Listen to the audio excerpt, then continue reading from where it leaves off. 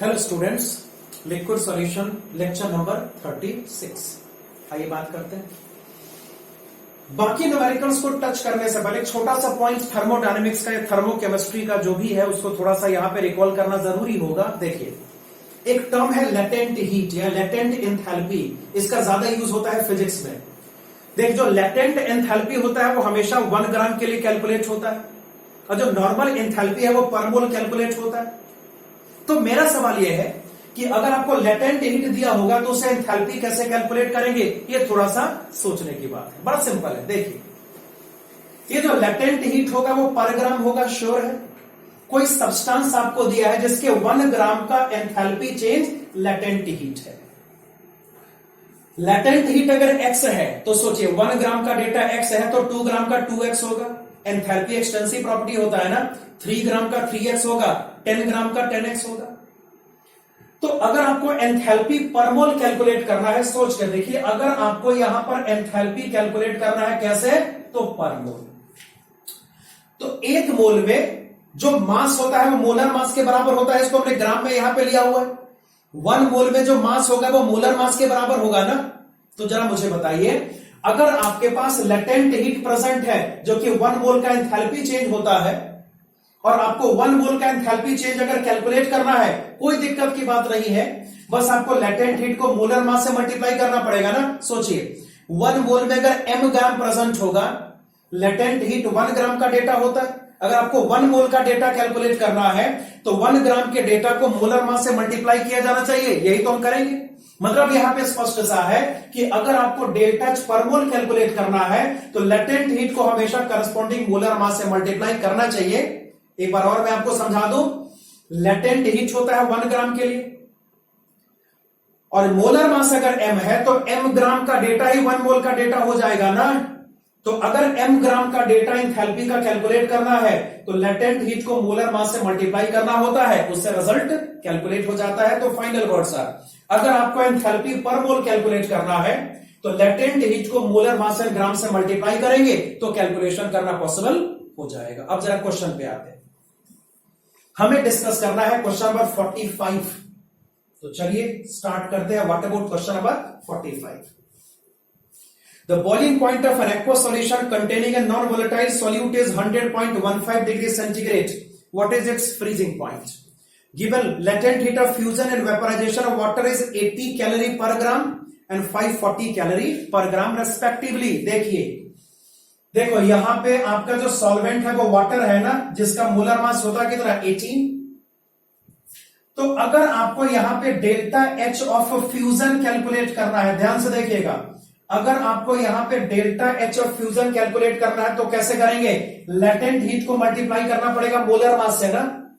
तो जो latent heat का डेटा यहां पे है this equals to 80 gram, 80 calorie per gram, और वाटर का मोलर मास कितना होता है, तो 18 होता है। सबको इसका आइडिया पहले से ही है। तो जो डेल्टा एच यहां पर होगा वो 80 इंटू 18 कैलोरी पर मोल हो जाएगा।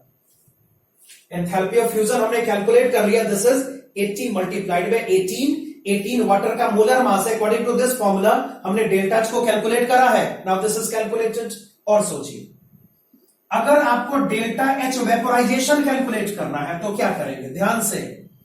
Corresponding latent heat of vaporisation आपको दिया हुआ है, this is equal to 540 into 18 करना पड़ेगा।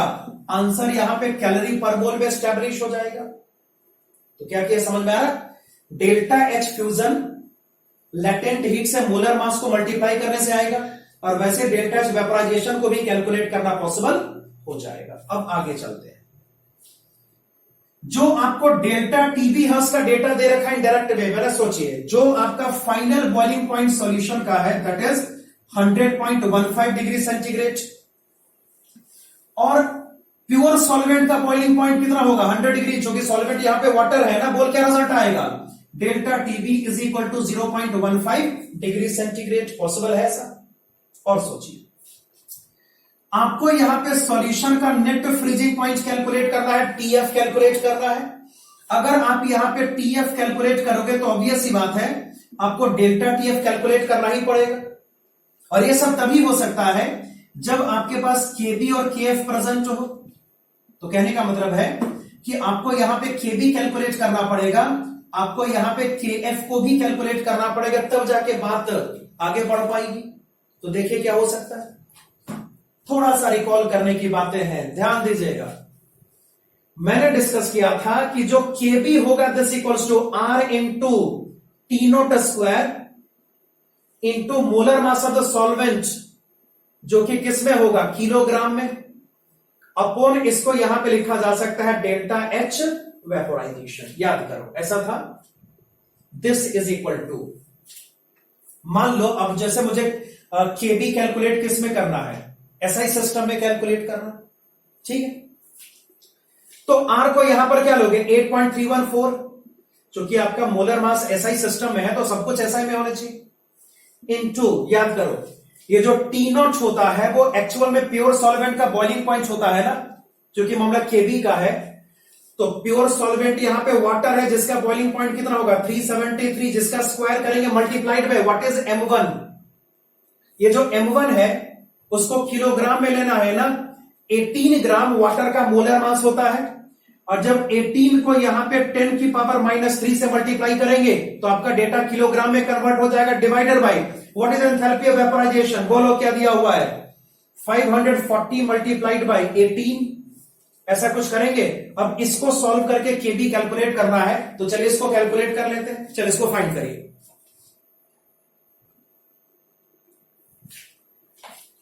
तो फ्रेंड्स देखो एक चीज और मैं थोड़ा सा यहां पे करेक्ट कर दूं, चूंकि डेल्टा वेपोराइजेशन कैलोरी में है तो आर को कैलोरी में लेना पड़ेगा, जो कि 2 होता है। याद करो आर की कैलोरी में वैल्यू 2 होती है। तो जब इसको मैंने सॉल्व किया तो मुझे आंसर यहां पे मिल रहा है 0.52। We have KB is equal to कितना, तो 0.52। और चलिए आगे बढ़ते हैं। अगर हम यहां पे के एफ को कैलकुलेट करेंगे, व्हाट इज के एफ, सोच के देखो के एफ कितना होगा। हमारा फॉर्मूला था R into T nought square into m1, जहां पे m1 किसमें बोल, याद करो किलोग्राम में, अपॉन इसको यहां पे लिखा जाएगा डेल्टा एच फ्यूजन ना, याद करो ऐसा था। चूंकि आपका डेल्टा एच फ्यूजन यहां पे कैलोरी में है तो आर को कैलोरी में पुट करना पड़ेगा, तो आर को क्या लेंगे 2 इंटू ये जो टी नोट होता है वो एक्चुअल में प्योर सॉल्वेंट का फ्रीजिंग पॉइंट होता है। वाटर यहां पे प्योर सॉल्वेंट की जगह पर है, वाटर सॉल्वेंट है, फ्रीजिंग पॉइंट वाटर का 273 केल्विन हो जाएगा। तो न्यूमरेटर को यहां पर क्या लिखेंगे 273 का स्क्वायर करना पड़ेगा multiplied by what is m1, 18 ग्राम पर मोल ना। ऑब्वियस सी बात है, इसको 10 की पावर -3 से मल्टीप्लाई करोगे तो ये जो मोलर मास होगा वो किलोग्राम में कन्वर्ट हो जाएगा, upon what is delta H fusion. सोच के देखो क्या होगा, आपका जो डेल्टा एच फ्यूजन है this equals to 80 into 1.8, sorry 80 into 18। जब इसको सॉल्व करेंगे रिजल्ट आपके पास यहां पर 1.86 एम्पियर होगा। तो चलिए बोर्ड तो फिल हो गया, आप इसको एक बार नोट कर लें, उसके बाद क्वेश्चन में आगे प्रोसीड करते हैं। इसको आप पहले नोट कर लीजिए।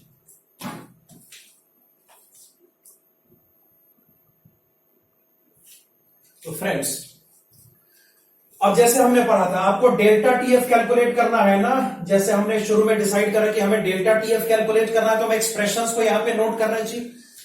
जो आपका डेल्टा टीबी होगा उसको लिखा जा सकता है केबी इंटू मोलालिटी, इसको इक्वेशन नंबर 1 मान लो। और जो आपका यहां पे डेल्टा टीएफ होगा उसको यहां पे लिखा जाएगा के एफ इंटू मोलालिटी, इसको इक्वेशन नंबर 2 से एक्सप्रेस करो। चूंकि सॉल्यूशन दोनों सेम ही है ना, तो मोलालिटी दोनों केस में सेम रहेगा। बेस्ट ऑप्शन क्या होगा, 1 को 2 से डिवाइड कर लेते हैं।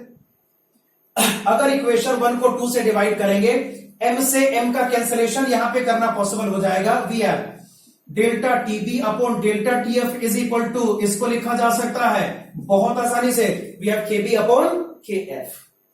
ना अगर यहां से डेल्टा टीएफ को कैलकुलेट करेंगे, सोच क्या रिजल्ट आएगा, delta TF is equal to लिखा जा सकता है delta TB multiplied by K F upon KB ना।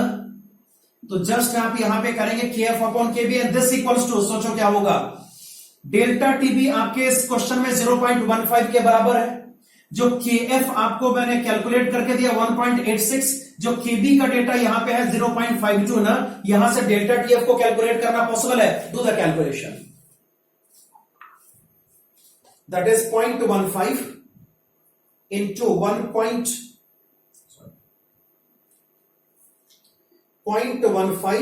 Multiplied by 1.86 divided by 0.52, answer है 0.53, इनफैक्ट 0.54। डेल्टा टीएफ का डेटा अप्रोक्सीमेटली है 0.54 डिग्री सेंटीग्रेड। तो टीएफ क्या होगा, मुझे आप सोच के बताइए टीएफ क्या होगा। प्योर स्टेट में वाटर का फ्रीजिंग पॉइंट 0 डिग्री सेंटीग्रेड होता है ना, उससे टेम्परेचर इतना डिक्रीज हो गया, मतलब 0 में से 0.54 को माइनस करना पड़ेगा, क्या रिजल्ट आएगा, माइनस ऑफ 0.54 डिग्री सेंटीग्रेड। इस क्वेश्चन का ये सॉल्यूशन हो गया and this question is completed now. तो हमें केबी कैलकुलेट करा, केएफ कैलकुलेट करा, दो इक्वेशन का फॉर्मेशन कर दिया, डिवाइड करेंगे तो डेल्टा टीएफ को सेपरेट करना पॉसिबल हो जाएगा, टीएफ को कैलकुलेट करना पॉसिबल हो जाएगा। This question is completed. इसको नोट करिए, फिर अगले सवाल की बात करते हैं।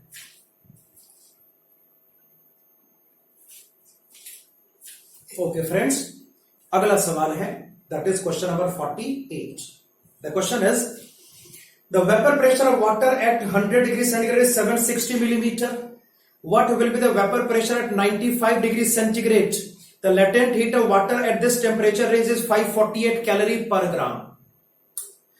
देखो वेपर प्रेशर वर्सेस टेम्परेचर आपको यहां पे देखना पड़ेगा। थोड़ा सा रिकॉल करिए, पहली दूसरी क्लास में, शुरुआती क्लास, एक डिस्कशन हमने किया था क्लॉसियस क्लेपरॉन इक्वेशन, आपको याद है, वही ln P2 by P1 is equal to delta H upon R into 1/T1 minus 1/T2। आप रिकॉल करें, ये फॉर्मूला हमने पढ़ा था।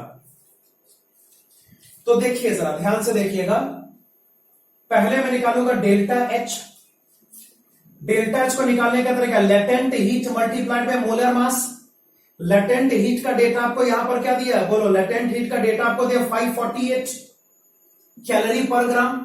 चूंकि मामला वाटर का है तो मोलर मास की तरह 18 लेंगे, तो जो डेल्टा एच यहां पर है वो कैलोरी पर मोल में कैलकुलेट हो गया। We have calculated delta H. और बताइए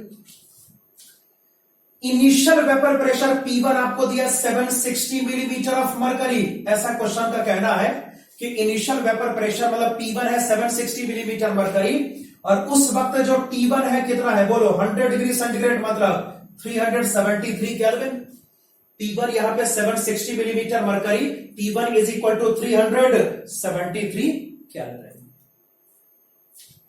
आपको यहां पे T2 कैलकुलेट करना है। T2 यहां पर क्या, सोच के देखो, 95 डिग्री सेंटीग्रेड को केल्विन में कन्वर्ट करेंगे, क्या रिजल्ट आएगा, 368 केल्विन आ जाएगा। तो इसके बाद तो ये पूरा, इसमें काफी स्ट्रॉन्ग कैलकुलेशन होगा, तो मैं खाली फॉर्मूला आपको बता दे रहा हूं, एंटी लॉग आप खुद से लेंगे, ये भी होमवर्क के तौर पे लास्ट में हो जाएगा। तो देखिए क्या करेंगे, हमने डिस्कस किया था, आप याद करें, ln P2 upon P1 is equal to, possible होगा, delta H upon R multiplied by 1/T1 minus 1/T2। इस ln को लॉग में कन्वर्ट करना पॉसिबल है, तो इसको मल्टीप्लाई करना पड़ेगा 2.303 से, मतलब इसको यहां पे लिख सकते हैं बहुत आसानी से, 2.303 into log of P2 upon P1 is equal to, result आपके पास यहां पर होगा delta H upon R multiplied by, we can write 1/T1 minus आपको यहां पे करना पड़ेगा, that will be 1/T2। Put the values, 2.303 into log of P2 हमने कैलकुलेट करना है, जबकि P1 यहां पर कितना 760 is equal to delta H हमने फाइंड कर लिया 548 इंटू 18। चूंकि डेल्टा एच कैलोरी में है तो आर भी कैलोरी में ही होगा, आर कैलोरी में कितना 2 मल्टीप्लाइड बाई 1/T1, T1 की value 373 kelvin minus 1/T2, T2 की वैल्यू 368 केल्विन। दिख रहा सबको? थोड़ा सा इसके बाद आपको खुद से घर पे कैलकुलेशन करना है, और P2 इसका खुद से कैलकुलेट करना है मिलीमीटर मरकरी में, क्योंकि मामला एंटी लॉग में चला जाएगा। वैसे क्वेश्चन ये काफी बेहतर है, मगर यहां पे कैलकुलेशन थोड़े से स्ट्रांग है, तो मैं इसको रिपीट जरूर कर रहा हूं। देखो, आपको डेल्टा एच दिया हुआ है, मतलब दिया नहीं, हमने कैलकुलेट करा लेटेंट हीट से। P1 गिवन है, T1 दिया हुआ है, T2 गिवन है, P2 फाइंड कर रहा है। क्लॉसियस कैल्कुलॉन इक्वेशन अप्लाई करेंगे, केवल P2 यहां पे अननोन बचेगा, R यहां पे 2 लेंगे, क्यों? क्योंकि डेल्टा एच कैलोरी में है, और यहां पे आराम से P2 कैलकुलेट करना पॉसिबल हो जाएगा। इसको नोट करिए, उसके बाद अगले क्वेश्चन की बात करते हैं।